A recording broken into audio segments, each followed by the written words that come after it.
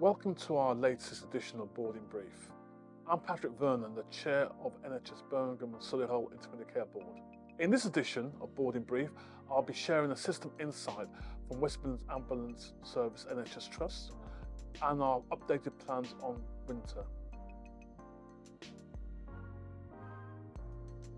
It was great to welcome Anthony Marsh, Chief Exec of the West Midlands Ambulance Service NHS Trust, to our latest board meeting.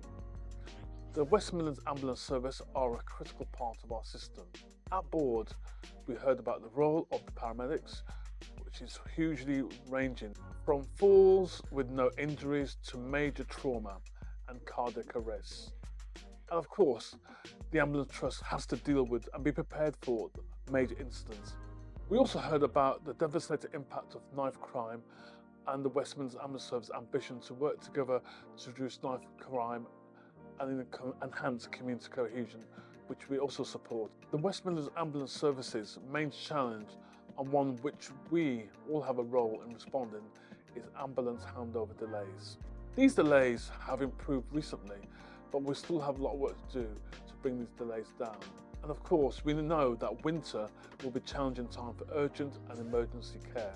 The critical message we heard is that we must all get behind colleagues to reduce ambulance handover delays. This isn't just an acute hospital issue or ambulance issue, it's something that every single partner in the system has a role to play. The second update I'd like to share is on winter.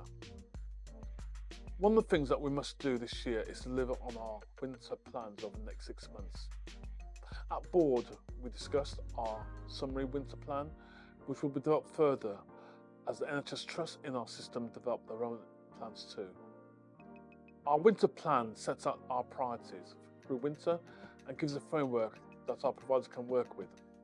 The plan has 5 key objectives, including minimising ambulance handover delays and waiting times, tackling delays in emergency departments over 12 and 4 hours, promoting self-care and alternative care pathways to reduce unnecessary demand on emergency services.